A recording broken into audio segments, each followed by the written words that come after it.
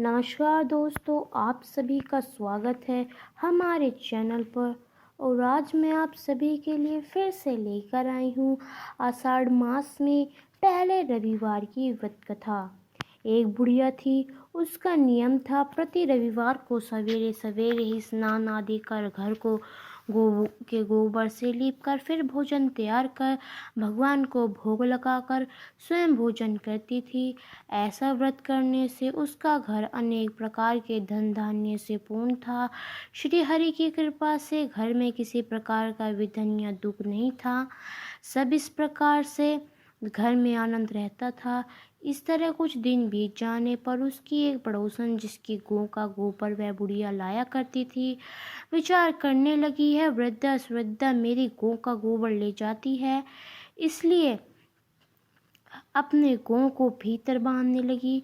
बुढ़िया को गोबर न मिलने से रविवार के दिन घर न लीप सकी, इसलिए उसने न तो भोजन बनाया, न भगवान को भोग लगाया तथा स्वयं भी भोजन नहीं किया। इस प्रकार उसने निराहार व्रत किया। रात्रि हो गई और वह भूखी सो गई। रात्रि में भगवान ने उसे स्वपन दिया और भोजन न बनाने तथा लगाने का कारण पूछा। वृद्ध ने कहा, गोबर न मिलने के कारण सुनाया तथा भगवान ने कहा कि माता, हम तुमको ऐसी गौ देते हैं जिससे सभी इच्छाएं पूर्ण होती हैं, क्योंकि तुम हमेशा रविवार को गौ के गोबर से घर लीप कर भोजन बनाकर मेरा भोग लगाकर खुद भोजन करती हो। इसमें मैं खुश होकर तुमको वरदान देता हूँ। निर्धन को धन और बांझ स्त्री को पुत्र को दूर करता हूँ तथा अंत समय को मोक्ष देता हूँ। स्वपन में ऐसा वरदान देखकर भगवान तो अनधान्य हो गए और वृद्धा की आँख खुली तो वह देखती है कि आंगन में एक अति सुंदर गौ और बछड़ा बंधे हुए हैं। वह गाय और बछड़े को देखकर अति प्रसन्न हुई और उसको घर के बाहर बांध दिया और वही खाने की चारा डाला। जब उसकी पड़ोसन ने बुढ़िया के घर के बाहर एक अति सुंदर गौ और बछड़ा देखा तो दृश्य के कारण उसका हृदय जल उठा। उसने देखा कि गाय ने सोने का गोबर दिया है, तो वह उस गाय का गोबर ले गई और अपनी गाय का गोबर उस जगह पर रख गई। वह नित्य प्रति ऐसा ही करती रहती और सीधी सादी बुढ़िया को इसकी खबर नहीं होने दी।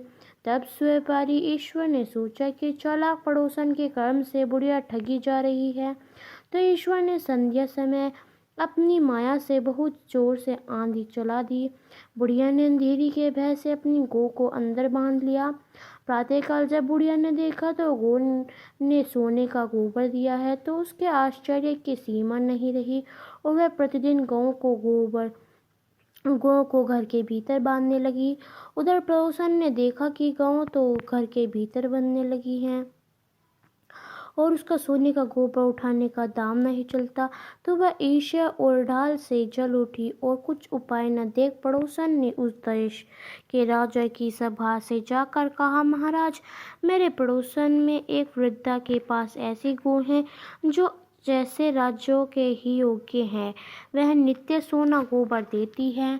आप उस सोने का प्रजा का पालन करिए। वह वृद्धा इतना सोने का क्या करेगी? राजा ने यह बात सुन अपने दूतों को वृद्धा के घर से गौ लाने की आज्ञा दी। वृद्धा प्रातः ईश्वर का भोग लगा भोजन ग्रहण करने ही जा रही थी कि राजा के कर्मचारी गौ खोल कर ले गए। वृद्धा काफी रोज चिल्लाई, किंतु कर्मचारियों के समक्ष कोई क्या करता। उस दिन वृद्धा गांव के वियोग में भोजन न खा सकी और रात भर रो रो ईश्वर से गौ को पूर्ण पाने के लिए प्रार्थना करती रही। उधर राजा को गौ देखकर बहुत प्रसन्न हुआ, लेकिन सुबह जैसे ही वह उठा सारा महल गोबर से भरा दिखाई देने लगा। राजा यह देख घबरा गया।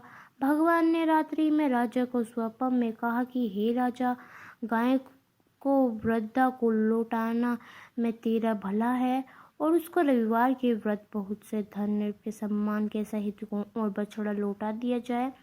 उसकी पड़ोसिन को बुलाकर उचित दंड दिया। इतना करने के बाद राजा के महल से गंदगी दूर हुई। उसी दिन से राजा ने नगरवासियों को आदेश दिया कि राज्य की तथा अपनी समस्त मनोकामना की पूर्ति के लिए रविवार का व्रत करो। व्रत करने से नगर में लोग सुखी जीवन व्यतीत करने लगे।